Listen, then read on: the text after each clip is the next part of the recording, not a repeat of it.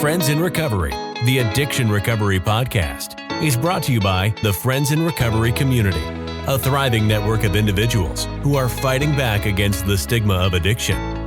Join our hosts as they speak up about the real issues of addiction, treatment, and recovery.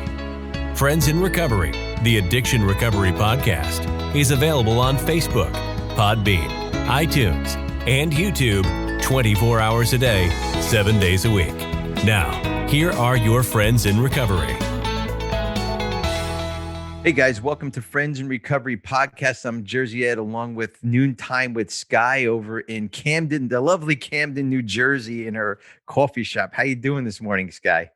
Good. I'm bright and early here, checking in from the Friends in Recovery Cafe. I see that. Friends in Recovery Cafe. It's latte. And I've got my weekly bottle of water here. Something's up on my screen. If you guys are watching me on YouTube, do you see my screen? It's like getting really wacky. It's yours too. We never have problems with this, right? You know, I mean, I was moving all around like I know. I'm gonna have to sit here just like this. But if you're not watching us on YouTube, then don't even worry about it. But real quick, guys, our guest today is Rader, author of the book Stop. We'll go into a little bit more with that in a minute. We're going to bring Glenn on here. But Skylar, real quick, have you noticed my shirts lately? Have you noticed what I've been wearing lately on the podcast? No. Come on, really? T-shirts. It's my new look, right? It's my new look because I was going to say, that's why I wore a hoodie the last week because I'm like, it's merely making me feel uncomfortable, like I'm dressed up too much. So, but you know what the thing is that I always get dressed up for everything. I'm always dressed up for this, work, this, that, everything. And all those years of doing the podcast over at studio, whatever it is, 21 or whatever. And then over at Sweet Studio, I always wore a shirt and dressed up. I'm like, I'm going to change that look. I want to be known as, what's my street name? Give me a street name. Jersey Ed. I won't go there, Glenn. But the other thing too, I'm wearing my Team Peloton shirt today. Okay. Because no, they're not a sponsor of our show, unfortunately at this point, but maybe one day. I just had a colonoscopy last week, and this is all part of recovery. You have to do shit you don't want to do and keep healthy and all that. I had a colonoscopy last week. I've been having some stomach issues, and thank God everything came out well. I had some diverticulitis, but the doctor told me not to run. Now, Skylar, you and I went camping a couple weeks ago, about 2 months ago, and I haven't run since then. The doctor told me not to run. So that's 2 months without running, So Monday, get my colonoscopy. Okay. And this is a typical addict here. Okay. The doctor was, you can go running. I'm like, yeah, okay, I'm going to go running. I'm telling the nurses, I'm all, I'm still coming off my little anesthesia. I'm like, I'm going to go running 15 miles. I'm, whatever. And then I end up the next day, I'm like, I just fell into this rut that I'm not running, and it's easy not to go running now. So I put this shirt on and I'm going to psych myself up to go running after the show today. How's that? Right? Yeah. And you know what? It's crazy. It is mind over matter. A lot of things, even, like some of the drugs and alcohol and drunks and highs I've had. I know. It's all mind over matter. It is. You have to psych yourself out. So stuff like that's important. So there you go. I'm going to psych myself out. But while I'm psyching myself out, I like for you guys to go to our Facebook and Instagram pages, Friends in Recovery Community, Friends in Recovery Adventures, and Friends in Recovery Alumni if you're an alumni. Okay. And take a look over there. Kind of like our pages and all that stuff. And I know it's November now, but we're gonna give one last shout out for this book, the Eckhart Tolle book. I told you something's going on here, right? The Eckhart Tolle book that we're giving away, The Power of Now. So please just send me some emails. The next show that we'll be the second week in November. So I'll announce the winners then. 2 books. Get it out there. Send me an email at help@friendsinrecoverypodcast.com. That's help@friendsinrecoverypodcast.com. And you can see it across the screen here. And we'll be sure to enter you into that drawing. And let's see what else. I think that's it. Give us a sober shout out when you do that. Sky, how's the alumni stuff going? Good, Oh, good. good. And you keep an eye out for a link on our social media that is a sober shout out link. You can just, it's a super simple, easy, like Google form. You just fill it out and that's where you can give you sober shout outs on here. Okay, good, good, excellent, excellent, good. So now, without further ado, I'm going to bring our guest on because he's like, what are they talking about? T-shirts and Peloton and running. I mean, what is, he came on this show to talk about his book, not for us to talk, right, Sky? So Glenn Rader, welcome to the show. Glenn is an accomplished business professional with a background in organization development and an MBA from the University of Michigan. After getting help for his alcohol and drug addiction, he turned his research and writing talents towards helping others struggling with addiction, both the addict and their loved ones. Glenn is a public speaker, author and resource in the international addiction recovery community. Glenn has joined us on the podcast today to share his popular book called Stop: Things You Must Know Before Trying to Help Someone with an Addiction.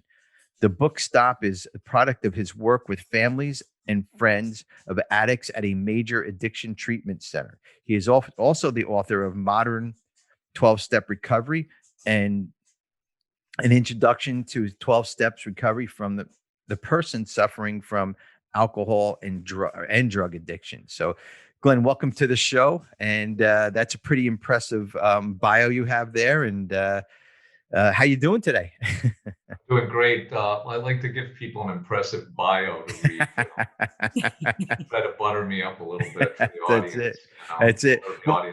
The impressive part started back before the show started with all your street name stuff, but we won't go there. So no, that's okay. That's okay. We were talking about the people out there. We were talking about everybody needs to have a good street name, a hip hop name, and I was that's right. Mine was Easy G. So I think you all need to go out and get one. It helps lighten your day up a little. That's right. That's right. So Glenn's telling everybody to go out and get a street name. So Glenn, what inspired you to write the book Stop? What was the kind of the whole driving force behind it? I'm guessing your recovery. Well, I've been in recovery about 12 and a half years, and about 5 years into it, I started attending a family group at the major treatment center here. So I would participate every week in the evening as a resource for them. So all the people in the room were families, friends, loved ones of somebody who had addiction at various stages on the spectrum they were. Mm-hmm. And I went there to be a resource for them so they could talk to somebody and ask questions of somebody that was in recovery. Okay. My wife started attending that same group about a year before I actually got into treatment, and that helped. She helped set the stage for me getting help. And while I was participating in that, I noticed that there were a lot of common themes discussed in the room about successes and failures with helping someone with addiction. And I realized I could turn my professional talent on doing some research and writing to bring that into a very short book where people could get a real head start on helping someone with information that was kind of proven, things that can work. And that led to writing Stop. I spent some time, a couple of years, researching other material.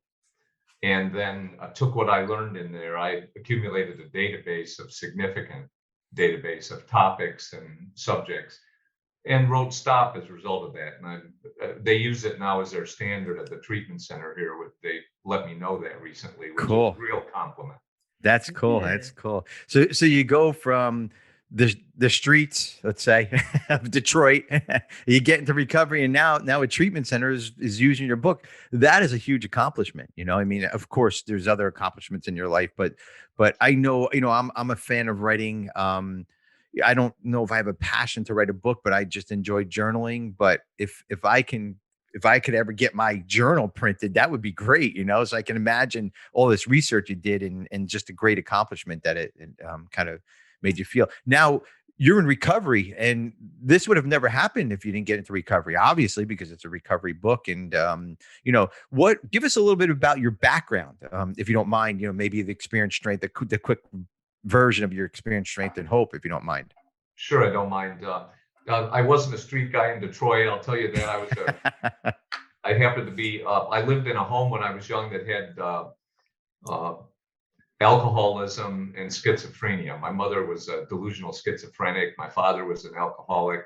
I mentioned to you before we started here, I moved 14 times between the first and the 12th grade, went to like 13 schools. In the 7th grade, I went to 3 schools. That's a lot of moving, a lot of crazy shit. And no physical abuse, no sexual abuse, none of that going on, just wild, crazy stuff. And when you're in that kind of environment, your dials all get set wrong. I started using drugs when I was very young, probably when I was 12 or 13. And I really didn't have a drink until I was a junior in college, but I had every drug on the planet except heroin and cocaine when I was a young person. Hallucinogens, pharmaceutical things, smoke of every form. And, we were hippies. We were hippies and, out to get the man. And, fortunately I stuck with school. My friends were still school people. And so they stuck with that. I went on and got a graduate degree in business and had a good career. But, in the cracks, I was always drinking and doing something, kept it out of the office. But about 12 years ago, it got real bad. I was drinking, using opiates, smoking weed, you know how it is, anything that you put in front of me. Got myself help, intervention. My wife did an intervention on me, went into treatment. I happen to work AA. I'm an AA fan. I'm an agnostic person, but I'm a big believer in AA and what it does for you. And I stuck with it. And fortunately, I've integrated myself into the recovery community. And today I'm active and do this kind of thing we're doing here today. Yeah. So is that why you wrote the book? Because, the book is about helping the loved ones, I guess, and the addict. Is that kind of your intervention might have sparked because of your crazy life, what was going on, and maybe this intervention kind of helped you get through this? And then did you put this down into a book? I'm just trying to figure out what the kind of the basis is for this book. Well, the basis for it came in as I was participating in this family group. I realized that I could help out a lot of those people with my perspective as an addict. Got it. Okay. But the book is not a personal memoir or anything. Okay. It is fact-based. Oh, good. It's fact-based and gives you quick information, actionable information that allows you to help out a loved one. Okay. But the good news is it's coming from the perspective of somebody in recovery, of things that actually worked for me. But then as I observed these people in this room at this treatment center, the people kept coming back to the treatment center, the loved ones who'd had success and failure. There were people came back who had loved ones die from heroin addiction and that, and they keep coming back to share what worked and what didn't. Yeah, exactly. Now, my most common question that I get, Skylar and I work for Genesis House, and we get calls from addicts and families all the time. And the most questions I get from the family members are, can I do the intervention myself? Or I can talk them into it. Or I can talk her into it. But you can't. I mean, I've been doing this a long time and you can't. And what's the most common kind of question that people make? Well, not question, but this is a common mistake that people make. Is that one of them, is trying to do the intervention themselves without this experience, without this book, without kind of the know-how. I mean, I'm not going to go to Wall Street and start putting shit up on, buying stuff for somebody, you know what I mean? And that's what people think that they can do. And maybe this book can guide them through that. Is that kind of what it is? Right. Well, the single biggest mistake that we see people make is assuming that they have the skills to help the person, meaning that loving them, being loving, kind, resourceful, smart, they're just going to start applying what they know and nurse the person out of this thing.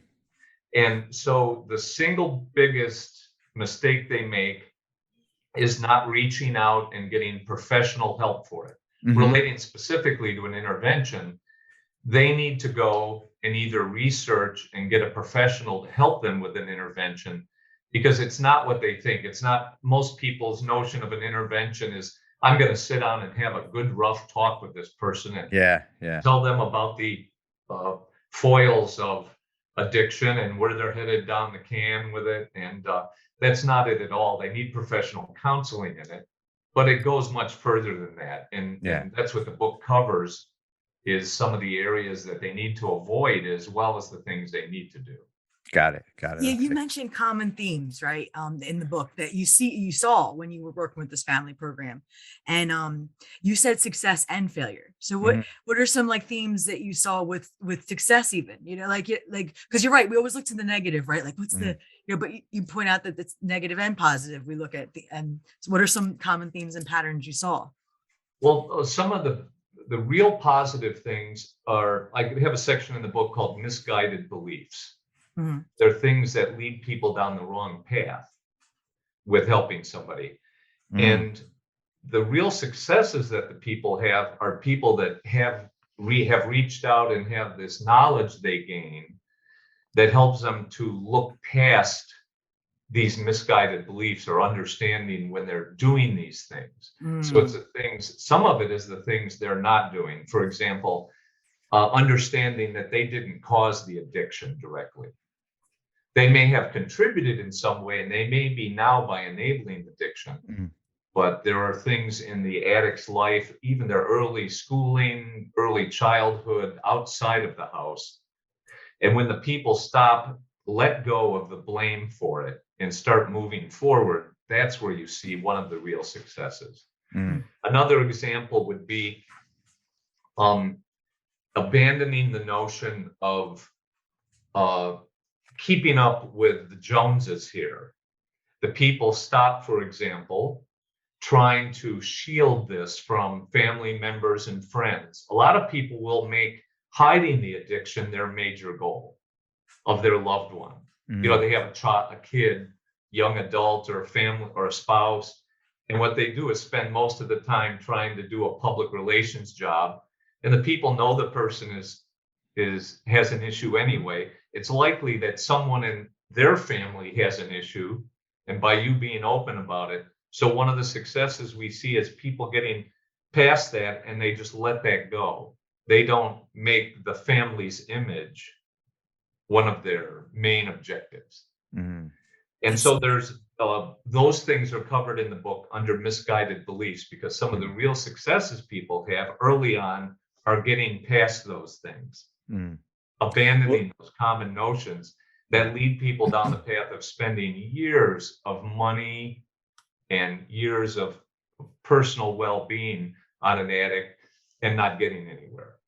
Personal well-being, how, you know, that is, I can't tell you how many times a day I talk to a family member about, you can't fix that addict if they don't want help. You cannot live your life around that addict to be to try to fix them, to try to save them from dying, to try to save them from going out to go to a dope dealer or going to the bar or fucking up their family life. You cannot do that, you know? And I see it day after day after day. Just recently, somebody just, you know, the person's taking Xanax to calm themselves down because of what's going on with the addict, because they cannot control them. And that's what it comes down to, control. You know, I want to control. Now, my daughter, my daughter celebrated, I'm not gonna say which one because it's anonymity, but my daughter just celebrated 5 years the other day. And yeah, it's just amazing. It was really cool that she said it, because I can't even keep track of my sobriety date, let alone my kid's sobriety date. So anyways, but you know, we tried to control her. You know, we tried, you better be in the house this time, you here, there. And you know what, after a while, and I'm the guy who tells you not to do this, you know, and here she's in my house, I'm doing the same shit, you know. What is it like the shoemaker has holes in his shoes, you know, it's like, you know, that, but after a while, it's gonna get smart. And we told her to leave. That was the best thing that she could have ever done. I didn't see her for a year. We didn't talk to her. She ends up in Miami. We do an intervention. Boom. 5 years later, here it is. This is where it's at. Now, the story doesn't always go that way, unfortunately, but thank God mine did. But the other thing is that you cannot hold somebody in and keep your arms around them. And what's the book called? Love Them to Death, right? Is that a book? You know, they'll do what they want no matter what. So, you know, that's perfect that, you know, that you were just talking about that. What are some of the other topics in the book that you have in there? Some of the other things, I have a short section on addiction. What is addiction?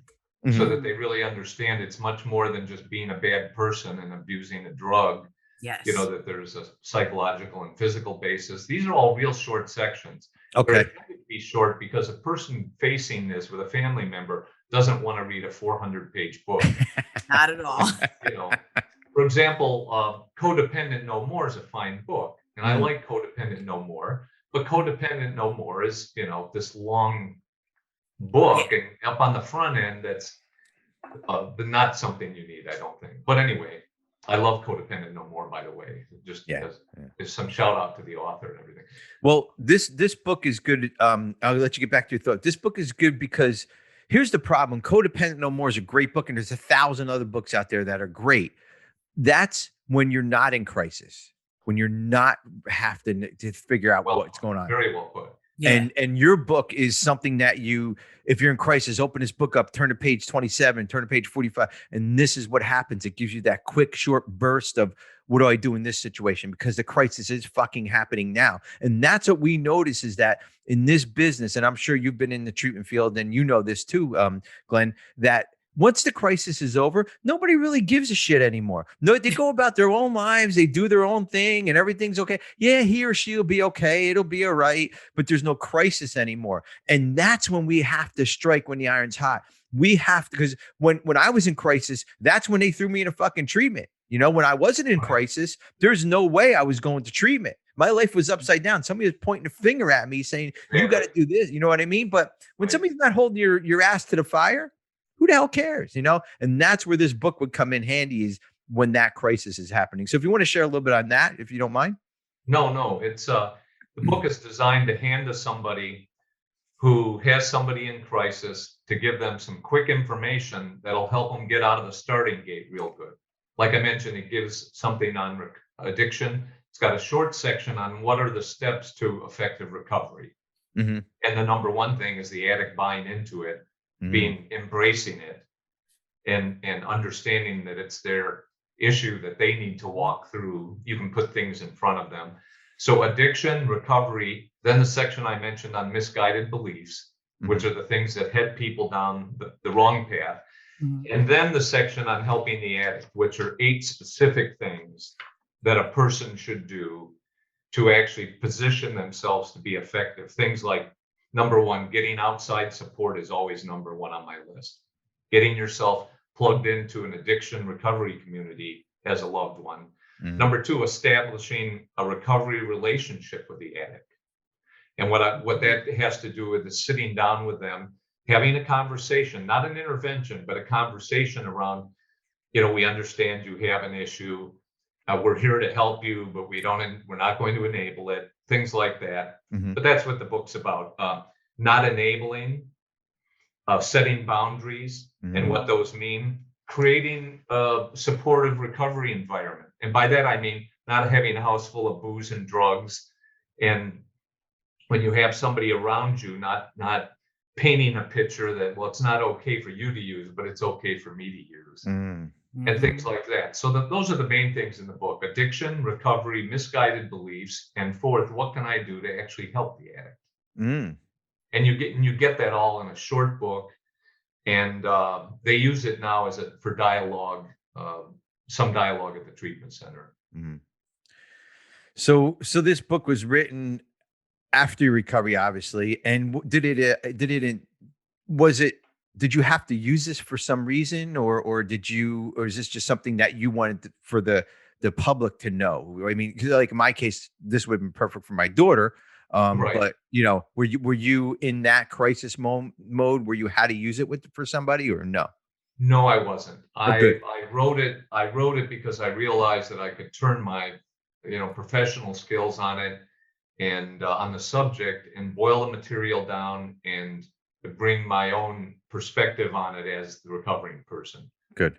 And give them a tool that they could start using, people could start using. And I started, of course, doing some promotion around it. When I say promotion, through some of the recovery community and that, and eventually the word got out nationally about it. Nice. Good. So Glenn, where can we get the book at? The book stop, where's that available? It's on Amazon. I do everything exclusively through Amazon.com. And Okay. if you Google "Stop" by Glenn Rader, it's on there. I also have another book. My other. Let me grab this for you. Sure, go ahead. This is this book is for the person struggling with addiction. Let's see if we can get this clear on here. There you go. It's called Modern 12-Step Recovery, and it has updated steps, support from science and psychology, and practical guidelines. What this is it's all true to Alcoholics Anonymous. I'm a big fan of Alcoholics Anonymous. All this does is give a young person or anyone a modern introduction to Alcoholics Anonymous. The updated steps in there are simply the steps restated to a modern terminology and neutral of any particular spiritual influence. Okay. So if you read the steps that are in there, they sound, look, act just like the conventional steps. And this has been popular with the addicts now, people coming in. I'm hoping people will keep continuing to step up to the plate in terms of coming into Alcoholics Anonymous. They have the largest single support network on the planet. It's amazing. It's That's amazing awesome. what Alcoholics Anonymous is. It's just crazy. Real quick, back to that, the second book, with the 12 modern 12-step recovery. Sure. So that's written around the 12 steps. That's written around the whole AA philosophy. Is that correct? Yes, what it is it gives a person, first of all, modern introduction to AA. It describes AA, what it does, the support network, what goes on there.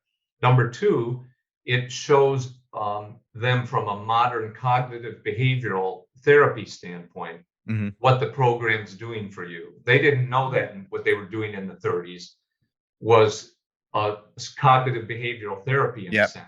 Yeah. And what the book does is it talks about what the program does for you using modern psychology, and then gives you a program of recovery for working the 12 steps in the back with a sponsor. Okay. So it's a guide. It's a guidebook along with the psychology, along with the program. All right. Yeah. And this is good for a newcomer as well as somebody may have some time too. Is that right? It's really designed for the newcomer coming into the program, but the person who's been here a long time can learn a lot about AA, particularly the psychology side of it. And again, it's a short book. Yeah.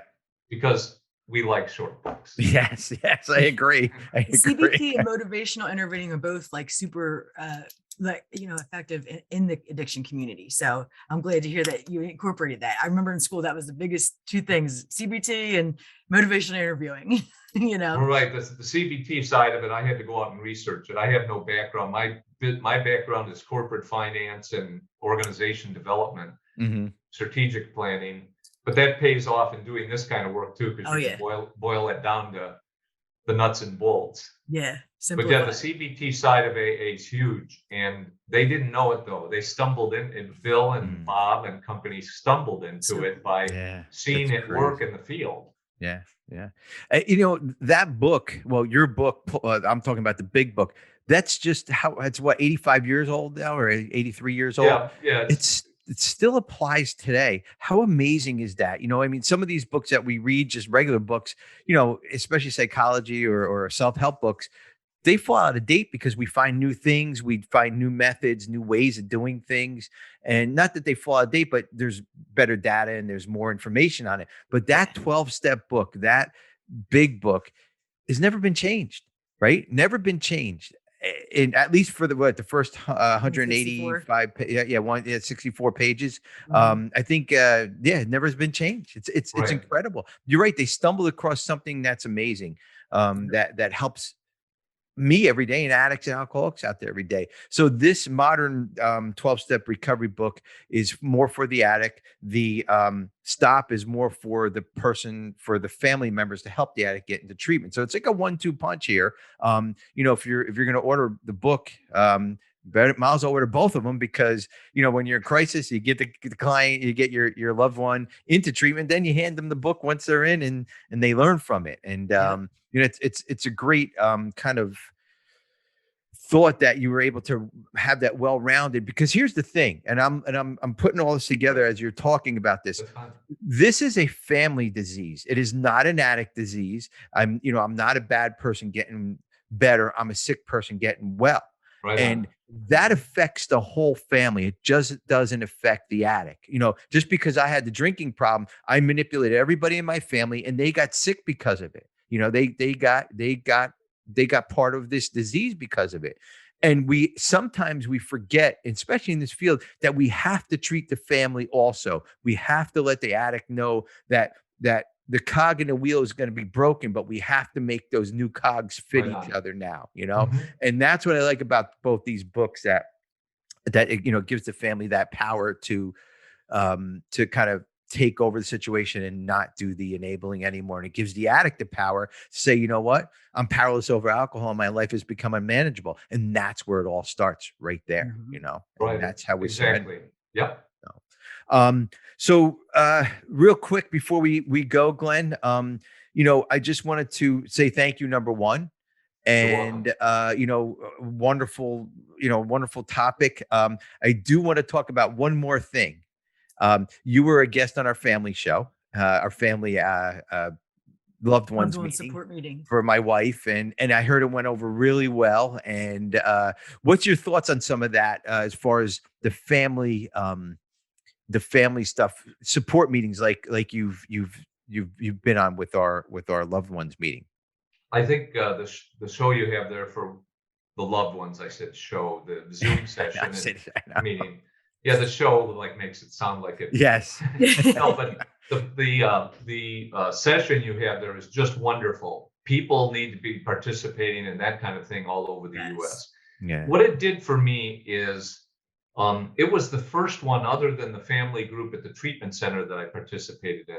It was the first one since I wrote Stop that I had the opportunity to be on a podcast or on a Zoom session with the families. And what I found was I was very well armed to answer questions. Good. Because I've been in the trenches, and with the research and everything, I was able, and in a no bullshit way, in just a matter of fact way. And by the way, they asked me some great questions, some things that are right in the heart of Stop. And I think it's a great show. Every family member who's confronted with that should be participating in that kind of activity that you're Absolutely. doing. Yeah. And you're right, not everywhere has them. So it's great that it's on Zoom, because no matter where you're at, you can find the support now. Yeah. I think it's been a real boom for the Zoom sessions like that. Yes. Because many times, the patient will be in inpatient treatment and their family members are an hour and a half away, or an hour away from the facility. And if you ask them to come once a week to this family session, it could be a 3-hour drive, when this live on Zoom makes it real convenient. I think it's going to be a staple. And I think what you're doing in Friends in Recovery can be a staple in the future for the families. Yeah. Thanks. And there was really good feedback from the meeting that you're on. The meeting is the Loved Ones group. It's Tuesday night Monday night at 8:00. And if you go to genesishouse.net and go to the connection page, and you'll see all the links there. Matter of fact, we do 2 meetings a day, 7 days a week.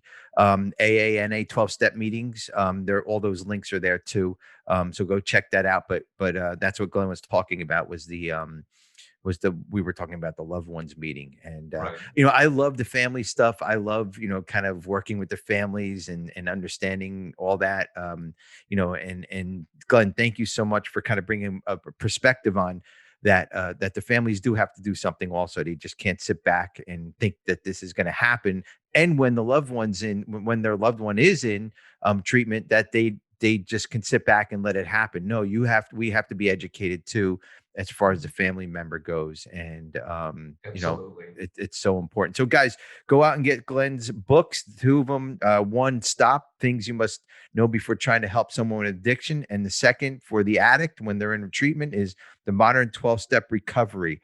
I have not had the pleasure of reading them yet, but I will. I am an avid reader, and I love reading short books because it gives me like the sense of accomplishment, and Right. and I can hold that information in too.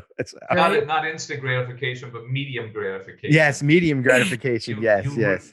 Read a good book. Yes, exactly. So Glenn, thank you so much for coming on. And Skylar, another great show, another great guest. Stacy, thank you so much for introducing Glenn to us, and we really appreciate it.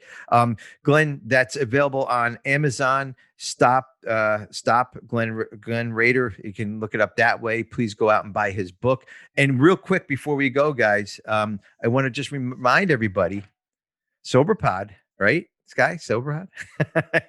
Check out Carl. SoberPod. You gotta listen to Carl. Carl is great. SoberPod is our West Coast buddies that we have this little rival going with. If you're not sure of Glenn or anybody listening, go check out SoberPod, soberpod.com.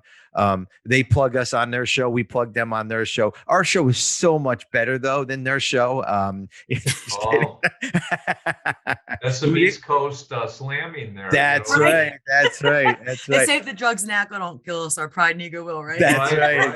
Exactly. But see, they rip on us, so I have to rip on them. We go back and forth, and it's a kind of good rival. But they have a really good show, really good. They do a really good kind of thing with just the 12 steps. They're pure 12 steps, and they just do an amazing show. So go listen to them and tell them that Friends in Recovery sent you and that we're the better show, but they're second line. Okay. So. I'll make sure. I'm going to send them an email and tell them. Yeah. Soberpod.com. Right. So, all right, guys. Well, Sky, that is it for today. And don't forget to get your shout outs here, because we'll give it another week for that Eckhart Tolle book, help at friendsandrecoverypodcast.com. And that is it for us, guys. Stay sober, everybody. This concludes this episode of Friends in Recovery, the Addiction Recovery Podcast. Follow us on Facebook for past shows and updates, and enjoy free access to twice daily support meetings. Friends in Recovery, the Addiction Recovery Podcast, is available on Facebook, Podbean, iTunes, and YouTube 24 hours a day, 7 days a week. Since 1992, Genesis House has been helping real people heal from addiction on their private recovery campus in beautiful Palm Beach County, Florida. Their family-owned program is accredited by the Joint Commission and offers detox and dual diagnosis treatment in a comfortable and confidential setting. At Genesis House, they focus on treating the underlying causes of addiction. Their comprehensive approach includes psychiatric care, individual and small group therapy, trauma healing techniques, and holistic care including yoga, massage, and animal-assisted therapy. After treatment, their clients enjoy the lifelong support of a nationwide network of Genesis House alumni. Call Genesis House today at 1-800-737-0933 to speak with someone who understands. Visit them on the web at www.genesishouse.net. It's time to start your journey to a long and successful recovery.